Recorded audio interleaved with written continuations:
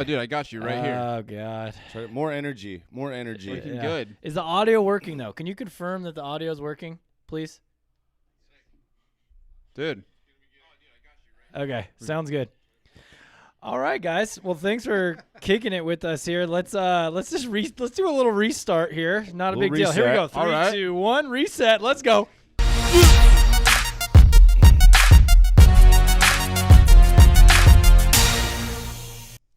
Yo, long hairs. Welcome to Let It Ride Live. And episode 85 is packed with heat. We are talking hot, brown, extra spicy mustard, pounding the strike zone with a heavy dose of Major League flow. It's Monday, 7/20/2020. I'm El Rubio. With me today is El Moreno and El Chuckarino.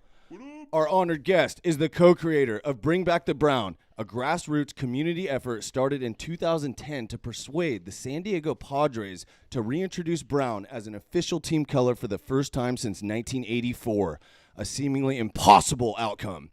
He is Jordan Stark. He'll be accompanied with special appearances from 2 San Diego Padres long-haired hurlers, the lefty with lettuce, Matt Strom, and the staff ace, the sheriff of Loxingham, Chris Paddock. Just days before the opener, these Major League Longhairs are letting it ride with your boys for a preseason hair update, the MLB Hair Watch 2020, and a reading on the clubhouse stoke levels for the dope new brown uniforms they're about to be rocking. We'll hear from fellow co-creator of Bring Back the Brown, Tony T-Money Martinez. We'll check in with the founder and CEO of Knockaround Sunglasses, Adam Ace Moyer. We'll get the word on the street from Jefferson J, live at Petco Park in downtown San Diego, before bringing it home to the Longhairs Global Headquarters, where he is joining Let It Ride for the first time. The co-creator of Bring Back the Brown, the co-founder and principal of Westside Love, and the CEO of the Product Etc. Design Studio, Dizzy Jordan Stark.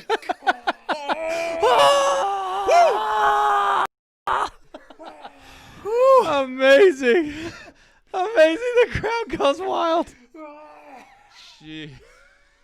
You know, second time through, tried to bring a little extra heat there, guys. Dude, you did great. Gotta hold on to the table with all that heat. Little fumbles. You can leave now, Chris. This is awesome, I'm sure. Oh, man. Jordan, welcome to Let It Ride, man. Pumped to have you here. Yeah, man. Honored to be here, guys. Awesome. Hey, got a lot to cover today. Can you start us out with a super long and articulate explanation of Bring Back the Brown? I'll keep it short and try to make it articulate. Bring Back the Brown was a campaign started in 2010, 11 with my old business partner, Tony Martinez. And originally, we were just going to make a brown Westside Love hat. And we said, well, why are we making it a brown Westside Love hat when the team's blue and white? Seems a little weird, doesn't it? So we started asking some questions and had some, like, wonder if other people are, like, down with the brown, you know? And long story short, we made a campaign called Bring Back the Brown, released some product in 2011, got businesses on board, started reaching out to fans, see if they were into the idea, created a website, a petition, had events every month for the first season, got groups of San Diegans to go to games wearing brown with posters, and we carried that general premise for 10 years. And we didn't do all that stuff all 10 years, but we planted the seeds early on and kind of kept the ball rolling with local businesses, some of which you mentioned, Knockaround, a big one. And yeah, now we're here, and they're in brown, and it's incredible. And you did it. The brown is back. Okay, wait. I got a question on the business side. Did you think it, or for you guys, when you started it and stuff, was it kind of some of those like business owners who were the old school guys and stuff who really kind of helped initiate like everybody else to kind of get into it? Or was it more of just, you know, people who were randomly fighting out about Bring Back the Brown? No, like we we kind of broke it down into a couple segments. We first off, like, it just literally, it was two dudes in a garage we were in a garage working out of Tony's garage in Chula Vista, California. And so we're like, okay, well, for this to happen, it's probably going to just right from the jump, we know it's going to take at least like maybe minimum 10 years. Like, it might take 20 years. It might take 30 years. Like, is that even something that we can do, you know? And the answer is no. Like, we can't do that. Like, and this isn't making us money, so it's not like a full-time job. So we needed help. We needed other people to want it to happen. So the first thing we broke it down into is like, all right, first off, do the most diehard fans want the Brown back? Yep. One. That's needs to be there. It just absolutely pivotal. If that's not there, like, diehard fans, like, way more diehard than like I'll ever be or Tony will ever be, like, way more. So we first reach out to them, and then we breaking it down into, like, you know, kind of like a political strategy, like, almost, is the merchant class. So like we thought that to be taken seriously and to actually, like, kind of put a little bit more pressure on the idea and make it a little bit give it a little bit more gravity, like, let's get some businesses on board, you know, and like some extra firepower. And if we got those two and like a solid group of people like, fuck yeah, we're down with this, it would carry for the long haul. So you wrote a spectacular blog post where you penned up the entire kind of history, 10-year history. It's over on your website, westsidelove.us, and really just breaks down the whole story. And like you weren't doing all these events every single year. It wasn't like a hard push campaign. It was a long run. It was a marathon, marathon. We knew we couldn't do a sprint. That just doesn't fit. It was going to be a marathon. So, like, how would we do that? The first year we had an event once a month, and that's a lot. That's a lot. And, you know, like, we don't know what the hell we're doing, but you know, the Padres traditionally have not been the best on the field product, you know, and so in those early years. Hey, I've been here a while, okay? in those early years, especially, you know, like, we saw around summer, like, seeing playoff hopes dwindle.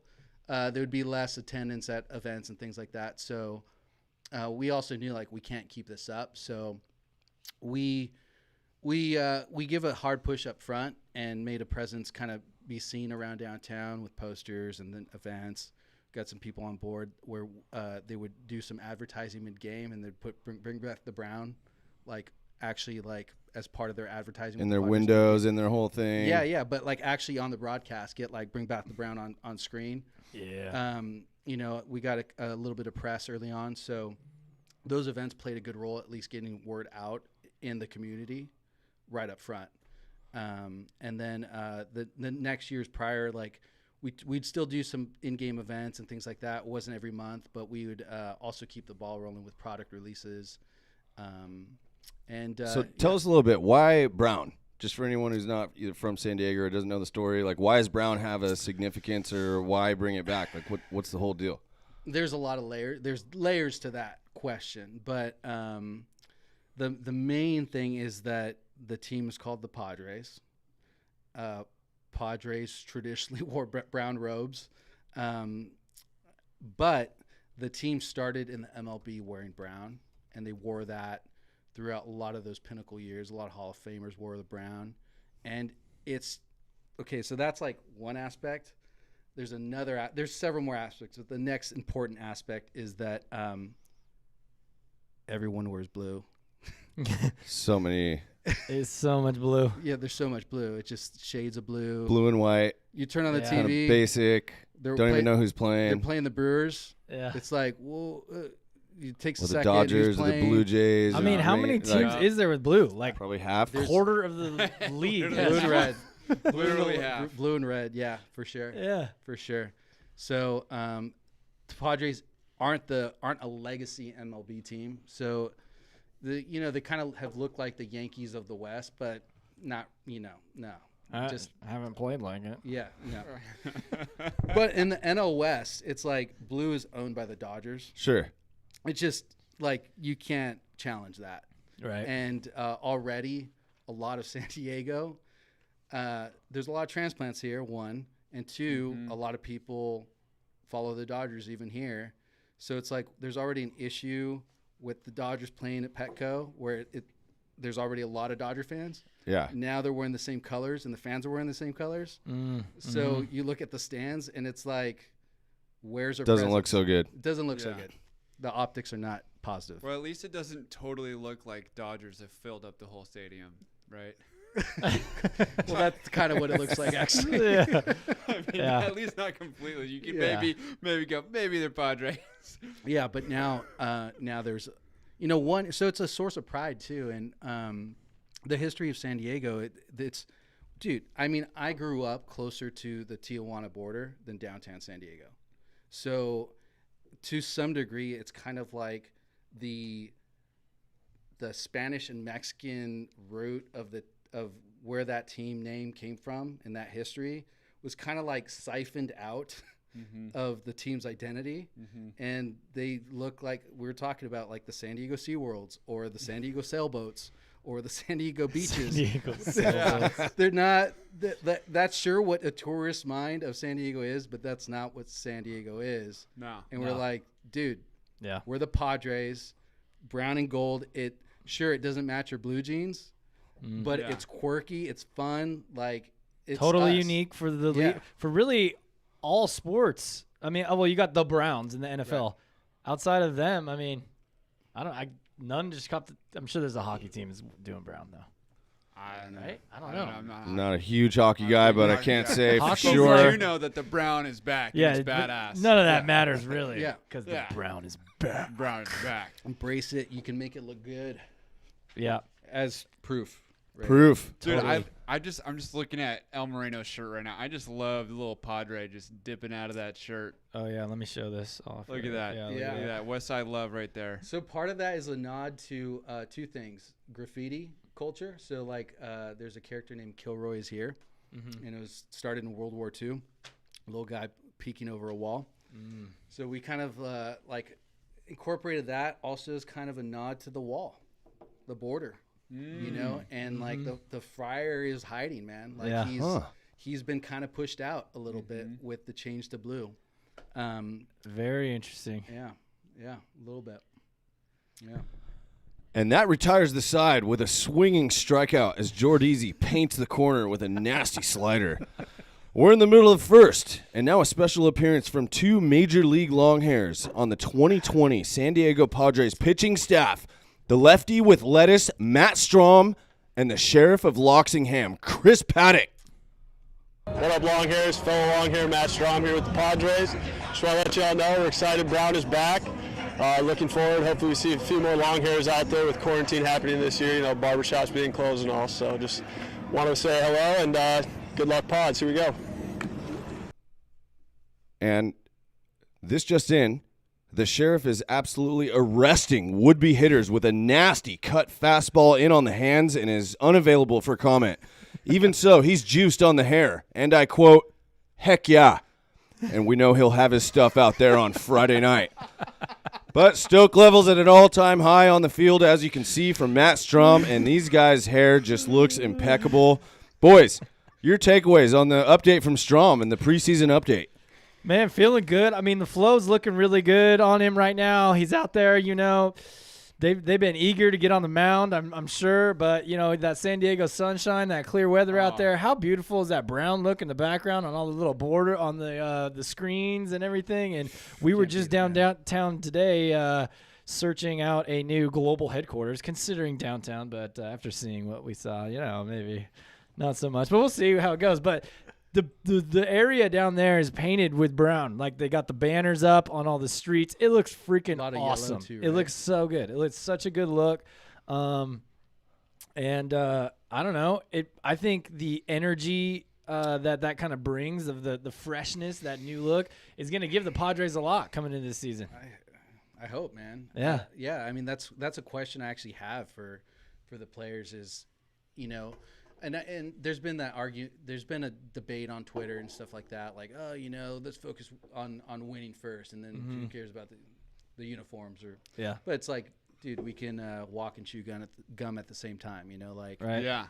But also the question always comes up to me is like, being involved in, brand identity and things like that is how much does pageantry and like a sense of identity, a sense of like pride, how much does that actually play into on-field product, or chemistry between players, chemistry in the clubhouse. And some people are like, oh, it doesn't matter at all.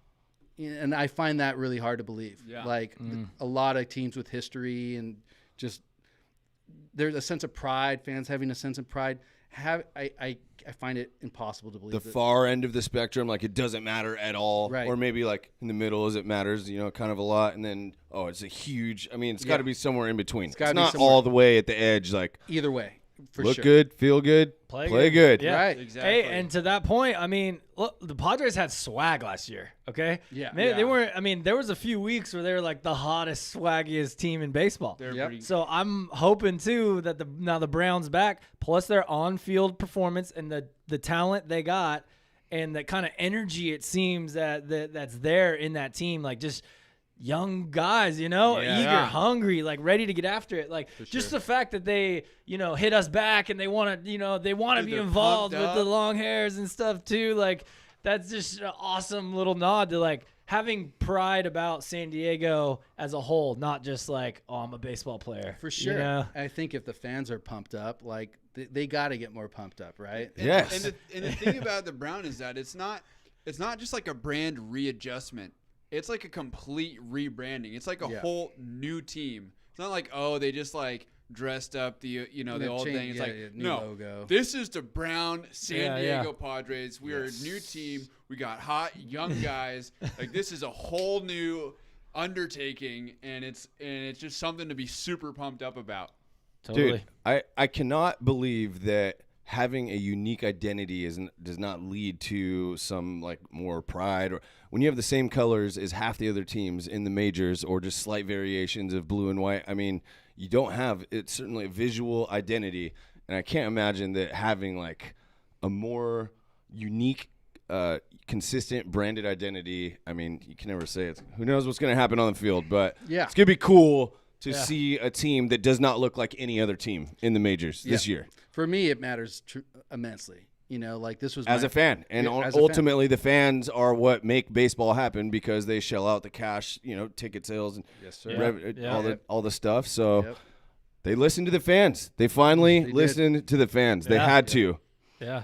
Little fan service. you might Exactly. call that. Little fan Yeah, service. customer there. service, man. Got to do it. We all know about it. We all know about it for sure.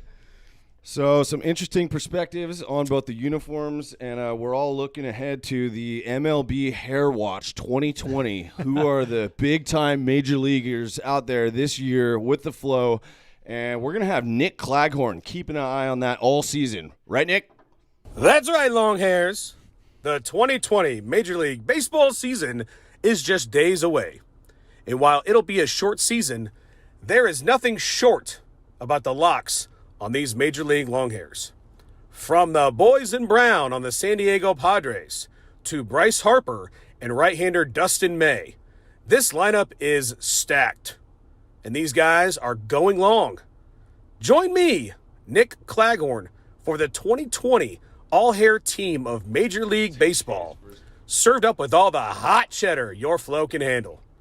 Now back to the Longhairs Global Headquarters. Sure thing, Nick. So keep an eye out for Nick Claghorn's 2020 all-hair team of Major League Baseball coming soon on the Longhairs YouTube channel. Lots of action here in the early innings. We'll take it now to Petco Park in downtown San Diego, where the Padres will open the season this Friday night, taking on the Arizona Diamondbacks at 6:10 p.m. It's Jefferson J. reporting. Hello, my name is Jefferson J. for the Longhairs. But what about the Padres is the opening day? The soul is going to be ready to go there. It's a bit of there. It's a bit of here. Oh, I'm sitting in the Longhairs studio. Thank you, Jefferson J. That is a perfect reporting. It's exactly what we needed to know down there on the ball field. It's tough out there. COVID days, baseball's tough. Reporting at the ballpark, tough gig. What are you going to get? Well, thanks, Jefferson. We'll check back with you at the stretch.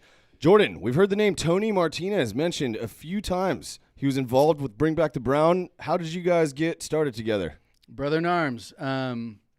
We started a business. So in 2009, we linked up and officially made Product Etc., which was a portfolio of mine of just graphic design work and brand work, a business. And it started in his garage. And from then on, we were doing client work. We started the really early beginnings of the brand of Westside Love. Mm-hmm. And we were kind of both side by side. And so there's in that blog post, there's photos of Tony in Tony's garage, literally this little box that we started. Historical. Just real quick, can you do a little context on the blog post? Yeah. You don't need to go all into it because we're covering it, but where could someone just go read that? And if you go to westsidelove.us and then the news section, it is the first blog post there. It's a 10-year summary of this whole campaign.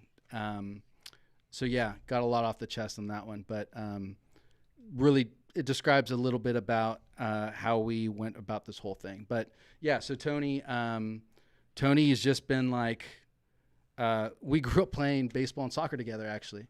So literally, actually in, caps or majors in Little League, we were on the Dodgers for 3 years together. We played, I think we played maybe a little bit of club soccer together, and we definitely played AYSO together. So our relationship goes way, way back as far as just being teammates. And we started a business, and now he's at Knockaround. Mm-hmm. Still, doing great things. So Product Etc. became the design studio that you continue to run today. You worked it up, having like some graphic design and some experience, art, but not really how to run a business. But you have run an agency and still run to this day, Product Etc., of which you and Tony were co-founders, that to this day is really, well, maybe your part-time gig if Westside Love is kind of creeping in towards the full-time. It's been a pivoting of businesses over the years, but I've been putting a lot more time into Westside Love this year, actually. I've had the opportunity to work with some really great clients doing brand work, brand consultation, and been juggling those now for 11 years. Awesome, man. Yeah. I mean, in a lot of ways, that's how kind of you guys connected with Lynn's. Yeah. Didn't you start going to their pop-up shops and going over to their studio? Dude, they came we met because they went to like the job fair. Portfolio show. Yeah, at the Art Institute. No, it wasn't the portfolio show. There was a job fair. I was still going there. It was a job fair, and they were out there with their booth, and they had like all their stuff and everything, and like stickers and like these cool like awesome books that they did and everything. And dude, I roll up to their thing and I'm like, bro, this is sick. Like I was immediately knew like this was dope. I like instantly knew Westside Love. He just walked up, just was eyeballing the table like, what's all this? And he started grabbing stuff and like, wait, you can take this, not this. They had this book, like with all their photos. I was like, "Oh, dude, I'm taking this." Whoa! So you can't have all that. Right? It's all free, right? Yeah. But then they were like, "Hey, maybe just hit us up. You can like intern with us or something." Yeah, start as an intern, man. So I came in and they gave me some bullshit job, like cut up all these stickers, and they had like 2,000 stickers, and I was like, I'll do this in like 5 minutes. Cut them off. I was like, all right, guys, I'm done. The worst. Like, shit, what do we tell them to do now? The worst cut stickers ever made. Oh. Well, but you know how these guys are. But like, they didn't tell me like, hey, you should let's make it like super boxy and perfect lines and everything. They were like, he banged them out. Cut them out. He got it. He banged it out. But they were a little rough around the edges. Dude, I'm a labor guy. You tell me to do work, I'm gonna bust it out. Like, no, it's good. It's good. We're like, okay, for those type of jobs, cut it out, we're not giving the stickers to Lindsay. We're not giving the stickers to Lindsay. And was this at 8th and G at this point? Yeah, it was. 8th and G, and man. then, so then that, I would come in there a couple of times a week. I'm still doing my college stuff, just helping them out. And it was cool. I thought it was cool what they were doing, but then they needed a website. Yeah. And then I was like, hey, I'll do it. And then I made their first e-commerce website. Yeah, dude. Which they did their big, huge launch with and everything. Yeah. We actually had I was thinking about this because I knew we were coming. I was like, remember we kind of had a little tussle in the that time, because I don't know, you guys wanted more edits or something. I was like, I can't do any more edits. Guys, was it launching tomorrow? I stayed up for 3 days. Please, no more edits. And then me and Tony kind of went at it, and then you called me, and you're like, "Hey man, we just need to have cool heads here. I think we're gonna be friends for a long time, so I don't want to ruin this relationship." I don't remember that. Yeah, me and you had an hour-long conversation. Okay. I was like, all right, fine, I'll do it. I do remember. I do remember launch, and I remember everyone was stressed out, but no, it worked out. It worked out. The early days of freaking e-commerce. Dude. Yeah, we had PayPal and everything. God, it was a disaster. We're Man, spoiled now. Good times though. But what's crazy to think about is, and it's much like this comes back to the bring back the Brown campaign. You could back at that, and it kind of just feels like not that long ago. Yeah, it's just really, a few years. But then you count the years, that was 10 years ago. Yeah, I can't believe I've known you for 10 years. Yeah. 10 years seems like a long time, but shit, not anymore. No, not less and less so. Less and less. Less and less so for sure. So you and Tony were just hitting bombs from 8th and G. Yeah, man. We had a little bit of a chip on our shoulder, we both went to school. He went to school in San Francisco. I went to school in LA, art school, and we came back here and we wanted to do shit, A lot of people in LA or San Francisco were like, yeah, don't go back to San Diego. It's kind of like sleepy town, maybe go to New York or San Francisco or Chicago or London or Austin or I don't know about San Diego. And we're like, dude, fuck that. We're gonna do cool shit here. It's just a matter of how you need to look at it, So, we've always wanted to do cool stuff here in San Diego and build up. And cool stuff you have done. Yeah, we actually heard from Tony, and we asked the Padres bringing back the Brown this season. Let's see what he had to say. Yo, Chris Lindsay, my fellow long hair. Doing, man, I cannot even tell you how excited and stoked I am that the Padres are back in brown. I mean, not only do these colors look good, man, they're uniquely ours, and it's part of San Diego's roots. It's part of our history. But on top of that, man, for me, it's nostalgic. Just so many feel-good memories. They immediately bring me back to, when my family and I would go down to spring training. This is back at Yuma. We chased down Tony Gwynn, Bip Roberts, Robbie Alomar, Benny Santiago, just trying to get their autographs. In fact, I dug this one out just for this. Look, that's me and Robbie. I'm 4 years old. Even got him to sign it. So, yeah, man, so stoked. And to have been able to be a part of the Bring Back the Brown campaign, to help get this thing kicked off, being able to rally a bunch of fans, get the city excited, make enough noise for our Major League Baseball team to hear us. And even though it took 10 years, man, they heard it out. And, props to them, the front office, all the people who were part of the campaign, and all the fans of Brown, because the Brown is back, man. It's going to be really special to see them take the field this Saturday wearing those Brown unis. Knowing all the hard work and all the excitement and passion that everyone who's involved with put into this campaign. So definitely something I'm so proud to be a part of, and excited. Can't wait till Saturday. So nothing but love to you fellas, and a special shout out to my main man Jordan, my partner in crime, on this campaign. Definitely something special. All right, fellas, love you, homies. Go Padres. And if I remember correctly, it was the other way around, homie. Lindsay and Jordan went at it, and Tony had to calm shit down. Ha ha. As an addendum to Tony's heartfelt message there. Thank you, Tony, bro. Way to chime in, man. Stoked to hear from Wait, you. what do you say? Is that like a live comment or something? Yeah, he just texted, listen in on the live stream. So apparently Tony was the peacemaker. Not hard to believe. Gentle soul. Not hard to believe. Yeah. I probably called Lindsay some names. I don't know. Well, Things were getting maybe tense that's back how there. it started. Maybe Tony tried to calm it down. I remember us though having Having a a long specific. convo. So maybe it was us, and then Tony came, tried to calm it. Yeah. And then you came. All right, look. I wouldn't doubt it. Yeah, I who wouldn't cares? doubt it. Whatever. We're Yeah, still whatever. here. We're 10 still years here, later. dude. We're still- Later. Dude, we've done a lot of projects together. So, Yeah. And the Brown is back, baby. Brown's back. Also, shout out to the whole Martinez family, like Chrissy. Like early days garage working all hours of the night in their garage. Like just trooper all around. So seriously, much love to the whole family there. Totally, man. Just sacrifices, right? I mean, we talk about it a lot here, and one thing that kind of sucks is, a lot. Sometimes in life, you take these kind of leaps, you go for it, you put yourself on the line, you're kind of, you don't really have the financial security and stuff. And some of the systems, if you want to buy a house or buy a new car or something, it's going to be way harder for you to do that until that little seed you planted really blossoms, and then you have incredible kind of equity power. It takes time. Yeah, and that just takes time. Yeah, for sure, man.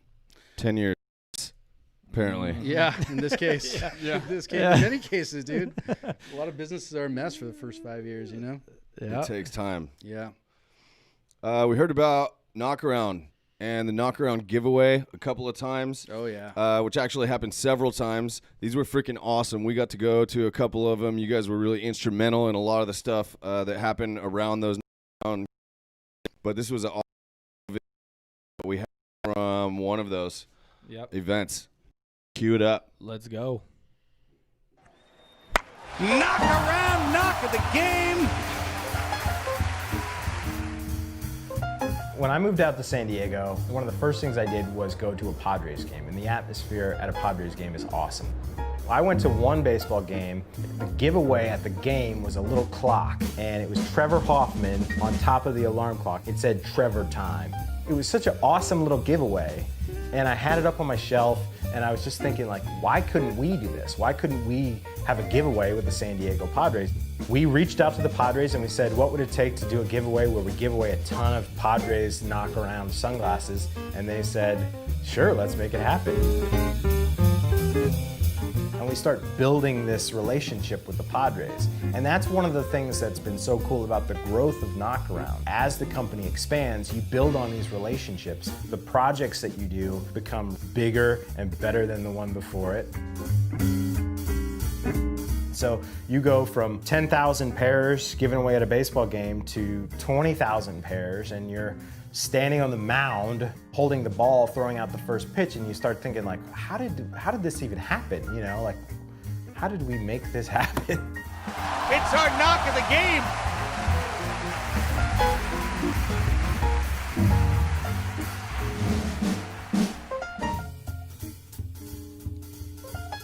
Gotta love it.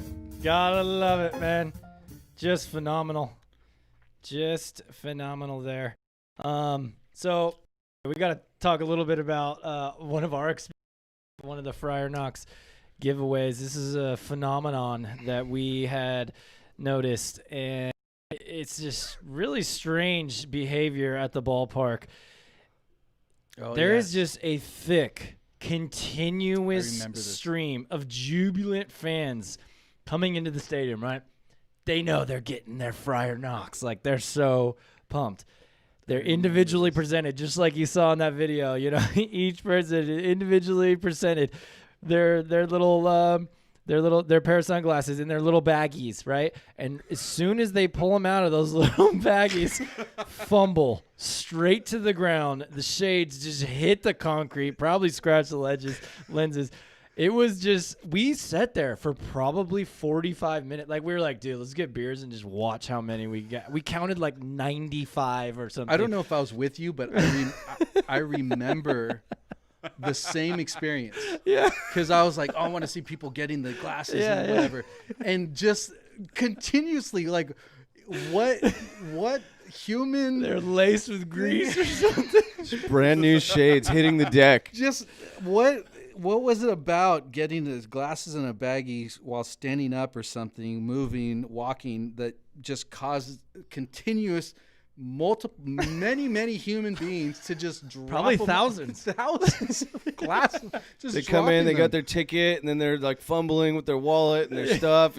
I don't even think before you had to put your in your coming out, fumbling everything, trying to Yeah, put their maybe ticket too back in their much. pocket. Oh, I got Yeah. these new shades. First thing, unwrap them, and then just bam, they're skidding across That's the it. They had the pavilion. tickets in hand, and then there's too many things going on. I Totally guess- fumble. Dude, we witnessed that, and we were blown away. And like I said, we sat there for so long and watched it. And then when they did the next giveaway the next year, we were like, bro, we gotta document this. We have to get the cameras in there. This is like a whole blog post. We gotta capture this phenomenon. And it was the day of. Yeah, and it was the day of. We got So the we idea. did not pull so it off. We couldn't get tickets. But I'm pretty sure that was happening Yeah, again with the knockarounds hitting the we deck. got there too late. All the glasses were gone. Pretty sure it happened. Oh man. Knockaround, awesome. They were an instrumental part of the whole Bring Back the Brown campaign. They were also sponsors of the Great Cut, where we collaborated with Knockaround on the special release Let It Ride shades. Oh, yeah. The long hair's signature sunglasses for the Great Cut. Their contributions resulted in a donation of more than $10,000 to children with hair loss. And the shades were dope. The whole experience is pretty well documented. Yep. But we actually got to catch up with the founder and CEO of Knockaround Sunglasses, Adam Ace Moyer. And here's what he had to say. What's up, long hairs? This is Adam Ace Moyer. I'm the founder and CEO of Knockaround Sunglasses, based here in San Diego. Hey, I heard you guys were celebrating the fact that the Padres are finally bringing back the brown uniforms. I am absolutely stoked about that. I've always been a fan of the brown uniforms ever since I moved to San Diego in 2005 and became a Padres fan. A little bit bummed because my company, Knockaround, we were supposed to give away 20,000 pairs of these brown Padres glasses at the June 14th game. Well, obviously that game got canceled. We thought about postponing the giveaway, but now the games don't even have fans, so we can't do that. But don't worry, it's okay. I've come to grips with it. We're going to do the giveaway next season. But I am absolutely stoked that the Padres are bringing back the brown. Officially, it's going to be cool to see them wear the uniforms later this week. And hey, cheers to the long hairs, but most of all, cheers to the Padres. Go Pods. That's right. Pods. Let's go. Dude, coming in, the homie asked him what he thought about Bring Back the Brown. He was happy to participate. We're eternally grateful to Knockaround for everything they've done with the long hairs. But you guys were designing with them part of the giveaway packages with the box and the balls. So you were really like closely kind of intertwined, etc. I'd love everyone with the whole Bring Back the Brown campaign. Yeah, early on, we were doing a lot of. We did the rebrand for Knockaround, so the current logos and stuff on Knockaround glasses, we did back. I don't know, was it 2013 or something like that? So yeah, we actually designed the first brown giveaway glasses that they gave away at Petco Park. So it's kind of funny is the Bring Back the Brown guys who started the campaign were also doing Padres Knockaround glasses, brown glasses for a giveaway of 18,000 pairs. So there you go. That was the whole thing with the fans, and then you got the merchants, the business owners, in together like that. Just having a campaign with those two arms made it incredibly like strong and resilient. That brought a huge hit to it, dude. Giving away 20,000 pairs of shades like that gives pumped. some brand identity, and yeah. especially the whole brown. I mean, that gave it some juice. People were pumped, and they're like cool ass glasses. Cool shades. Yeah, like Not 50 cent giveaways, No. shitty glass. Like they were legit. Like you could rock these. Yeah, either orange or yellow reflective lenses, like a couple different colors on the arms. Like they were cool, unique, legit glasses. They felt Padres, unmistakably Padres. It wasn't like any other team. It was the Padres. It doesn't matter if they're not wearing brown every day. Like they are Padres glasses. No mistake. No doubt. 100%. Yeah. So that was awesome. Yeah. Dude, Huge. badass. Huge part of the movement. And we also mentioned a number of times now, Jordeezy, your brand, Westside Love, sponsored the Great Cut, was very much part of the whole bring back the whole movement. And should we say, kind of tangentially involved, like you kind of just described, between products, et cetera, and Knock Around and Westside Love. Just tell us a little bit about Westside Love and the brand. We've got these dope shirts. I mean, this is kick-ass. Thank you, sir. What is Westside Love? And just tell us about it a little bit. Westside Love. Oh man, it's art. It started as artwork. It's really the first thing I made with it were posters, hand silk screen posters, in 2005. So I was actually still in college at the time on like a 1 semester break. But as soon as I did the artwork, I knew I was going to be seeing it probably maybe for the rest of my life. Like, it was something that I had a moment. I'm like, this is incredibly strong. There's a heart in the Westside. But like that's a whole other thing. But the brand itself, really, I made the first shirt with just some friends in 2007. I didn't have any money to make shirts. So some shirts and something for to slang out and just wear. Tony saw it, and then Tony and I made a bigger brand in around 2010. We actually started making products on the regular, selling them on e-commerce, and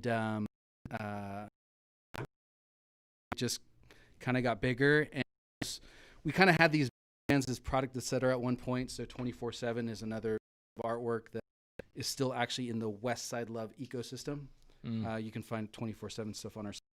But Westside Love got its own brand. It was on and off throughout the years, officially pushing it forward where it is now, 2017. Yeah. So love is, it's love for the West Coast. It's embracing the values I think a lot of us have here. A lot of we share similar cultures and diversity, and just the lifestyle we have here. And we do $1 for part. You can some of this. $1 goes to the creative youth. So it's a youth programs. Awesome. Mm-hmm. Is there a specific one you work with, or you just kind of you have arts a few right now? Okay. Arts in National City. Yeah. That's awesome. Yeah. Anytime you can give back from doing it feels great. But it's really, I don't know if you've had a chance to go and see the kids or see like impact that you're motivate more to be like, dude, I gotta help this more, Yeah. So environmental and arts are like huge with us. We want to carry that forward. It's been something that we've wanted to do with even 2010, the first events and products that we just like we were profits and that. So pumped doing. COVID's kind of messed up, but they're still doing remote classes and things like that, doing remote shows with the kids, showing their work. Nice. So it's you can't do it. I mean, like the love, right? You got to do it. Like it's part. Where would you love to see Westside Love? Like, there was I bring it for probably years. Originally that, or did I? Was that intentional? It was the one. It was not. Didn't set out. Okay. Yeah. Like, what do you think that was? Cool. Was so. I did a graphic of just. Did you know? It was identity class, and I did an exercise that basically we would be given words, symbol that symbolize those words. So it'd be one instructor might go, water, make a logo. 15, 20, draw something. Mm-hmm. So west, east, and a third your choice. And so I was like, dude, West Side, East Side, and music and hip hop, like done. Yeah. And I had a blast like that form. After the semester, I had the semester off. I was drawing I did of it. Turned the layer where the and I saw art. And I was just like staring at the computer. Yeah. You know, one of my designers, Milton Glacier, he designed the logo. Dude, coach of this is it. The rival. This is it right here. Just this is dope. This is cool. With like, you know, like it was a very like rivalry of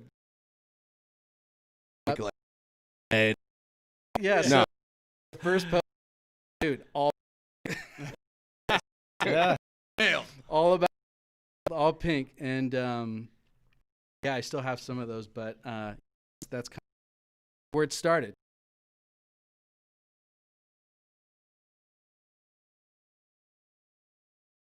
All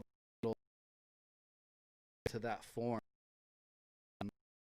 We have one of the that you gifted when we had our Sienna, and we put it in a awesome, and the just like the there's a lot of that. Yeah. First. Yeah. It's yeah. like yeah. Change about 29 something. It's dialed. It's dialed. Pretty badass, and the presentation is excellent. Like what it means. Also, I never saw the heart.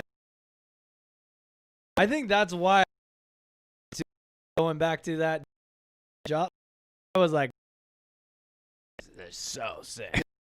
kind of like a hop. Just you know, brand. It's like and you. Yeah.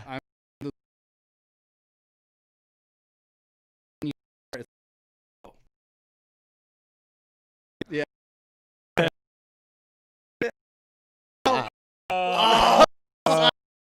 Oh, I get it. Dude, I similar situation like that where when I studio and little guys had that huge poster of logo. It didn't have the word on it though. Of what, the long hairs? The love logo. Yeah, the side love. And I didn't see the word, and I kept looking at it when I'd come in. I didn't ask because I didn't. I was like, I don't.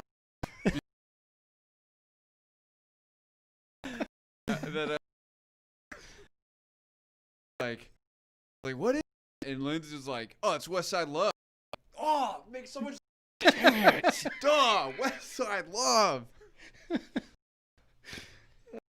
I think it's just I think it's around, dude. We've on for Westside Love, and we rock it. Probably half or more of the videos on our YouTube channel. We're always repping the gear, dude. Love we it, appreciate your generosity. A lot of Westside Love in the long hairs, whether it's the detail, design, or what the form means to the brand. It's like there's a lot of thought and energy that has gone into that, and that's what we're down for Westside Love for life, man. Yeah, man. But let's bring it back to the Padres.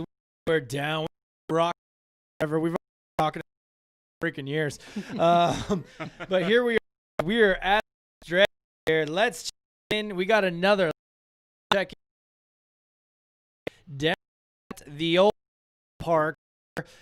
Let's Jefferson's up. He took that man. I don't understand what he's talking about.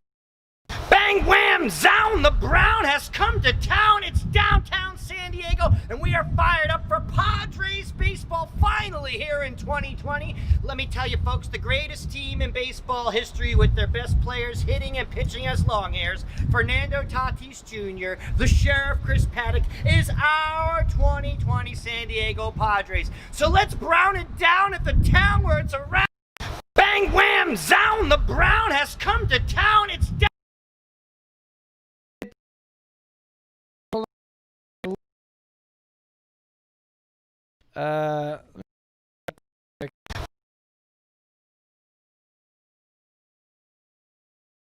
Look at that, man. Okay, hold on. There with. So we're gonna back in. We'll give it one shot. Bang, wham, zown, the Brown has come to town. It's downtown San Diego, and we are fired up for Padres baseball finally here in 2020. Let me tell you, folks, the greatest team in baseball history with their best players hitting and pitching as long hairs, Fernando Tatis Jr., the Sheriff Chris Paddock, is our 2020 San Diego Padres. So let's brown it down at the town where it's around and it's the crown and it's sound. Back to you in the studios. Hey, thank you, Jefferson. We tried again there. Cell towers. Towers. We appreciate the from our and Jay down there at the park. And it's just Jefferson couldn't have said it any more clear than that. Yeah. Hey, thanks for checking in down at Petco Park. We're close to the end here. Back to Brown. Talked Westside Love, San Diego Padres, Strom and Chris Paddock. Don't forget about Fernando Tatis Jr. repping the Locks. Oh, man. Tell us, Jordeezy, one more time where we find Westside Love. And I believe you have a deal going, a steal of a deal on your Bring Back the Brown inspired products. Tell us. Actually, if you go to westsidelove.us, all the 5%. Your guy.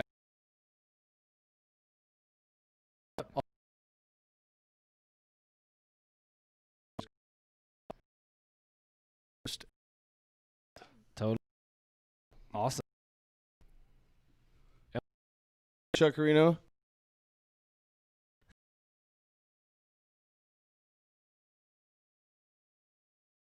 Dream. Hey, how about a hair update, Chuck? You've been hanging there. How's it? Guys, you got the Bound and Brown app, forehead. Excellent. Great. Forehead school. This is the length. Head wrap or hats are 100%.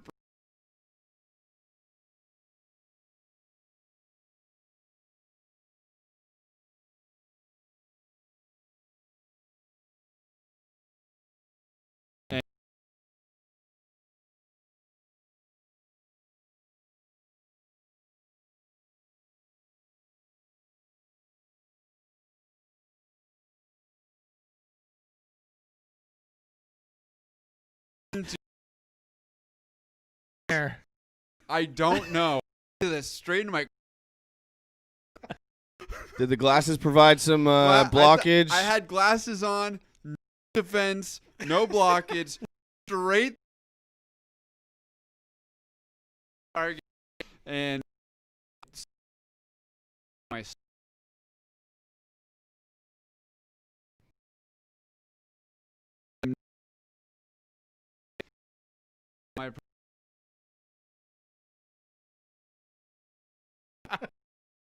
It's clearly working.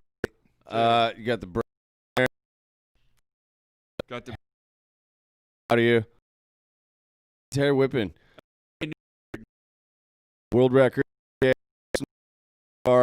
And it's Charlie trying to tie it up time a little bit earlier. Didn't quite have lettuce to get it hair, but it's close, man. You are.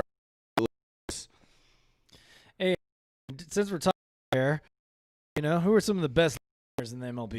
You got any? I mean, top. You got. I beat Tatis.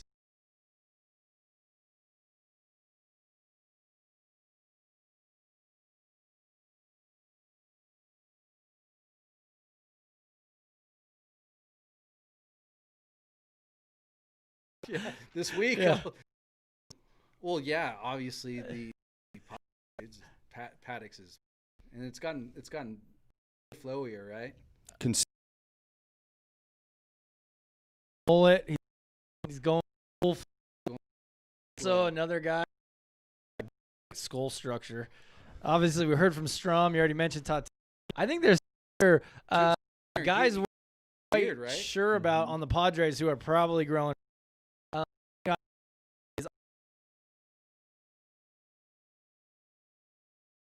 My shoulder. This is blown big. There's 150 guys in there. Talking that. You're full right now. Too? Oh, burner, full hair, fastest car, orange.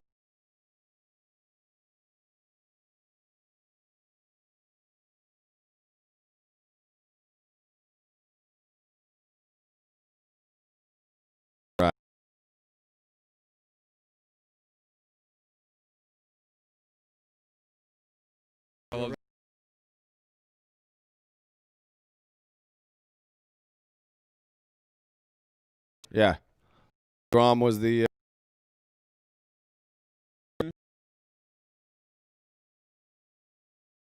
Sean.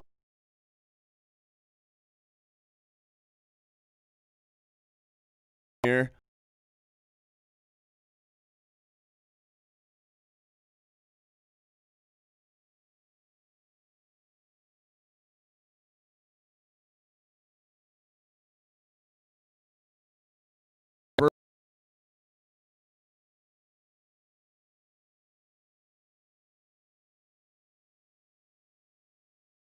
Second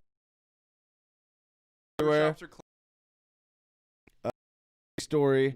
Andrew McCutchen, long in the 26 ML. Now he's the Yankee.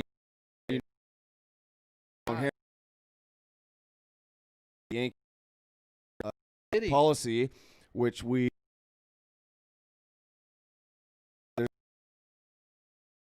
feeling the Yankees. Okay.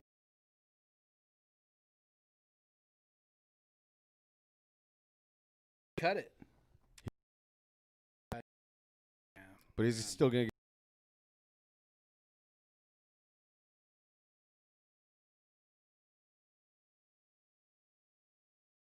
get down. He's going to close it out for us.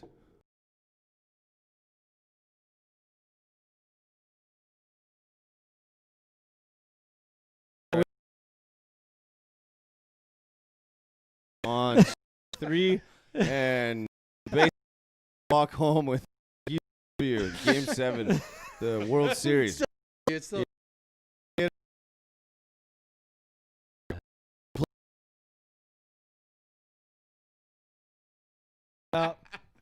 Hey, there's only one thing left to say here, boy.